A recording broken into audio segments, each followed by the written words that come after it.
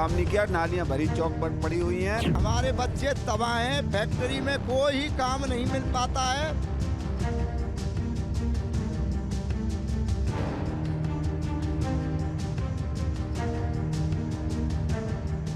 नमस्कार, आप देख रहे हैं न्यूज नेशन। मैं हूं आपके साथ पूजा और दलितों के दिल में क्या है ये जानने के लिए हम पहुंच चुके हैं ताज नगरी आगरा। दलितों की एक बड़ी आबादी इस इलाके में बीएसपी की पकड़ को मजबूत बनाती है। आगरा की एतमादपुर सीट 3 बार बीएसपी के खाते में गई। 2017 के विधानसभा चुनाव में बीजेपी ने भले ही यहाँ की सभी 9 सीटों पर क्लीन स्वीप किया हो, लेकिन इस बार के समीकरण किसी एक तरफा लहर की ओर इशारा नहीं करते। तो आइए चलिए यहाँ के दलित मतदाताओं से ही जान लेते हैं कि इस बार के चुनाव को लेकर उनका रुख क्या है।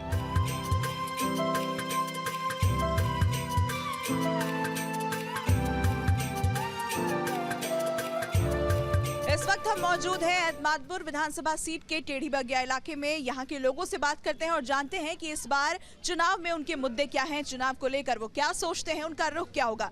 सर, सबसे पहले आप बताइए, इस बार के चुनाव को लेकर क्या सोचते हैं आप और किन मुद्दों पर वोट देंगे? देखिए, उत्तर प्रदेश और पूरे देश में भारतीय जनता पार्टी की सरकार जब से आई है, सबसे ज़्यादा महंगाई, बेरोजगारी, अपराध इतना चरम सीमा पर बढ़ गया है कि जिसका जवाब नहीं आप लोगों ने देखा है। जितने भी महिलाएं हैं, रात को जितनी भी लड़कियां हैं स्कूल से लेट लौट रही हैं, अपने काम करके लौट रही हैं, उनको सुरक्षा प्रदान हो जिसको देंगे। और वो केवल एक ही पार्टी है, वो बहुजन समाज पार्टी है, उस सबको देख लिया है। लेकिन बहुजन समाज पार्टी की नायिका बहन कुमारी मायावती जी को वोट करेंगे अब की बार। राम प्रताप जो यहाँ के विधायक थे, उन्होंने सिर्फ अपने घर में बैठ के आराम किया, कोई काम नहीं किया। नालियां भरी चौक पर पड़ी हुई हैं, कहीं गली में कोई पानी की व्यवस्था नहीं है। महिलाएं बहुत त्रस्त हैं पानी के लिए। हमारे बच्चे तबाह हैं, फैक्ट्री में कोई काम नहीं मिल पाता है और बच्चे तबाह हैं। एक सिर्फ वो नाज पानी दे देता है, उसको हम 2 दिन खाएं या 4 दिन खाएं, 20 दिन भूखे रहते हैं।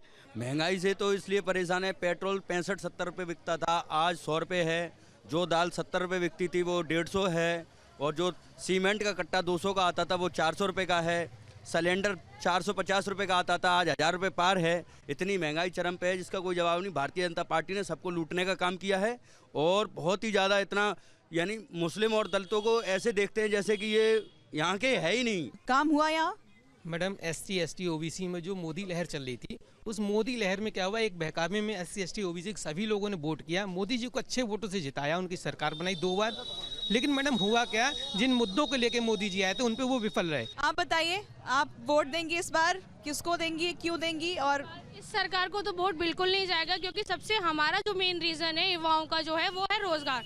क्योंकि मैं खुद बीटेक BSc करके बैठी हुई हूँ, जो भी एग्जाम क्वालिफाई होते हैं वो उस पर रिजल्ट पे रोक लग जाती है कि इसमें ये धांधली हो गई। अभी टेट में भी चल रहा है और SI का दिया मैंने, NTPC का 2017 से 3 साल बाद अब एग्जाम हुआ, उसमें भी मेन रोज ना कोई ड्रामा हो ही रहा है। तो हमारा जो मेन मोटिव है कि इस कोई भी सरकार आए, लेकिन हमें मेन आपको जॉब देनी चाहिए। हमने माननीय अखिलेश यादव की भी सरकार देख ली, उन्होंने शिक्षक भर्ती घोटाला हुआ था, उसमें 69,000 शिक्षक भर्ती घोटाला। उसके बाद योगी जी की सरकार भी देखी, क्योंकि आपने देखा होगा इसमें UPSI की वैकेंसियों में क्या हुआ था और शिक्षक भर्ती में क्या हुआ था। पेपर होने से पहले पेपर लीक हो जाते हैं। यहाँ धर्मपाल जी बहुजन समाज पार्टी से जीते थे, उन्होंने सब विकास कराया, लेकिन यहाँ भाजपा की सरकार बनी और राम प्रताप सिंह चौहान यहाँ के विधायक बने। लेकिन यहाँ के लोग वहाँ जाते हैं तो पहले उनकी जाति पूछी जाती है कि आप किस जाति से हो। नाली सड़क ये एक छोटा मुद्दा है जो मेहनत शिक्षा का है, और बेरोजगारी आप ये देख रही हैं, गरीबों का तो मरना हो गया। कहते हैं कि हमने गुंडागर्दी खत्म कर दी है, सारे गुंडे भाग गए हैं छोड़ के, तो क्राइम कहाँ है? तो ये तो अंधभक्तों के लिए उन्होंने, वो कहते हैं वो कुछ भी कह सकते हैं। वो तो 15 लाख की भी कहते थे कि 15 लाख आएंगे लोगों के खाते में, तो आपको मामला खत्म हो गया 15 लाख वाला। हम पहुंच गए हैं आगरा दक्षिण विधानसभा सीट के लोहा मंडी राजनगर इलाके में। 2017 के विधानसभा चुनाव में ये सीट बीजेपी के खाते में गई थी, लेकिन इस बार बीएसपी उसे कड़ी टक्कर दे रही है, क्योंकि यहाँ पर दलित और मुस्लिम मतदाता एक साथ मिलकर एक बड़ी ताकत बनते हैं। चलिए यहाँ के लोगों से बात करते हैं और जानते हैं कि इस बार के चुनाव को लेकर उनके मुद्दे क्या है। सर, सबसे पहले आपसे ही पूछूंगी, क्या मुद्दे रहेंगे इस बार, किस पर वोट देंगे? बहन जी को। क्यों? सारा काम करा, बहन जी ने करा है यहाँ पे। और जो मौजूदा विधायक हैं वो तो वैसे ये सब बेकार है। जो बुनियादी सुविधाएं हैं वो पहुंची हैं लोगों तक कि नहीं? बिल्कुल नहीं पहुंची है सुविधाएं। और यहाँ के जो विधायक है ना, वो 10 साल से एक बार भी नहीं आए। 2 बार बसपा BSP विधायक रहे हैं वो, और कोई का विकास नहीं हुआ। हमने चाहे दोबारा भिखारी बनना, बसपा को वोट दें। क्या करते हैं आप? मेरा जूते की फैक्ट्री थी बहुत बढ़िया, लेकिन वो इस जे सरकार आने से मेरी फैक्ट्री बंद हो गई। आज मैं दूसरी मजदूरी करने आता हूँ। जी 10 साल से यहाँ पर योगेंद्र उपाध्याय जी बीजेपी से MLA बने, पर 10 साल में उन्होंने एक बार भी यहाँ की जनता से आकर ये नहीं पूछा कि आपकी समस्याएं क्या हैं, जबकि यहाँ मलिन बस्ती, दलित बस्ती निवास करती है बहुत बड़े पैमाने पर उन्होंने आज तक आकर नहीं पूछा कि आपकी समस्या कहाँ है आप और कैसे समाधान करेंगे। वोट लेने के लिए ज़रूर आते हैं, वोट लेने के लिए आए, वोट भी दिया जनता ने, सबने उनको विधायक चुना, पर विधायक बनने के बाद में आज तक उन्होंने शक्ल नहीं दिखाई। किसका शासनकाल बढ़िया था? काम हुआ है यहाँ पर कि नहीं हुआ है? जो बुनियादी सुविधाएं हैं, पानी, बिजली, सड़क पहुंची है कि नहीं? ये 2007 के बाद में 2008 के लगभग इस क्षेत्र का पूरे तरीके से इतना सौंदर्यीकरण हुआ था, इसका कोई जवाब नहीं है राजनगर के अंदर। तो जब उस टाइम पर वर्तमान में बहन जी की सरकार थी उस टाइम पे, तो बहन जी की सरकार में पूरे राजनगर को चमन कर दिया। उसके बाद में 10 साल के बाद में इस क्षेत्र की हालत इतने ख़राब हो गए, इतने ख़राब हो गए, आप खुद ही देखिए इस गंदगी की हालत। आप बताइए अम्मा, क्या दिक्कत, क्या है, परेशानी क्या है? मायावती बहन जी का वोट देंगे, मायावती बहन जी के सब गाँव में सब सुविधा ही, अब कोई सुविधा नहीं है।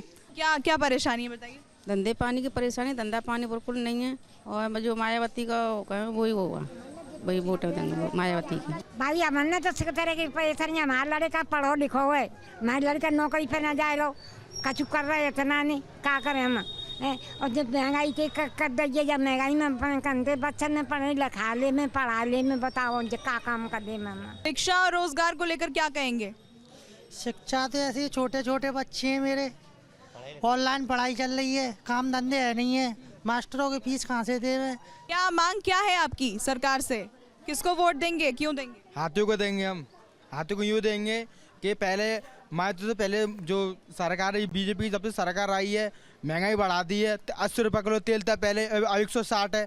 आमदनी यानी है 7 रुपये सैलरी मिलती थी, अब मिल रही है 6000। मैं तो यही कहना चाहता हूँ, ये क्षेत्र में अभी तक जब से यहाँ बीजेपी की सरकार आई है सभी काम धंधे बिल्कुल बंद है यहाँ पर। और जब से जो योगेंद्र उपाध्याय जी हैं यहाँ के 10 साल हो गए, हम लोगों ने उनकी शक्ल तक नहीं देखी। तो बस चुनाव के वक्त आते हैं? जी चुनाव में बिल्कुल बदलाव चाहते हैं। मैं कहता हूँ यहाँ से अपने रवि भारद्वाज जी हैं BSP से जो खड़े हुए हैं, मैं तो सबसे यही निवेदन करता हूँ कि सबसे यही है कि हाथी पर मौन लगाकर और रवि भारद्वाज जी को बहुत से विजयी बनाएंगे यहाँ से। बहन जी हमारे नहीं अच्छा काम करो, नाली देखो कितनी भर रही है, गंदगी रहती है, बच्चों की ऑनलाइन पढ़ाई बेकार हो गई है। जब से मोदी जी आए इन्होंने बहुत, नहीं वो तो कोरोना की वजह से ऑनलाइन पढ़ाई हो रही है। हाँ कोरोना की वजह, तो स्कूल भी तो कितने किसी के पास पैसा है, किसी के पास नहीं है, कहाँ से पढ़ाएगा ऑनलाइन? तो लोगों से हमने बात की और ये समझा कि यहाँ पर विकास बिल्कुल यहाँ पहुँचा ही नहीं है। लोगों का कहना है, आप और हम खुद भी देख सकते हैं कि यहाँ गंदगी कितनी ज्यादा है, पानी की समस्या से लोग परेशान हैं, शौचालय जैसी बुनियादी सुविधा भी यहाँ तक लोगों तक नहीं पहुँची है। और कहते हैं यहाँ के लोग कि विधायक जी सिर्फ चुनाव के समय दर्शन देते हैं, उसके बाद दिखाई नहीं देते, इन बस्तियों में नहीं आते। तो ये यहाँ के लोगों की आवाज़ है, दलितों की आवाज़ है, और ये तमाम मुद्दे हैं जिस पर वो वोट करेंगे और उनका साफ तौर पर कहना है कि वो इस बार बदलाव चाहते हैं। मेरे साथ इस खास पेशकश में फिलहाल इतना ही। किसी और विधानसभा सीट से आगे होगी आपसे मुलाकात। आप देखते रहिए न्यूज़ नेशन।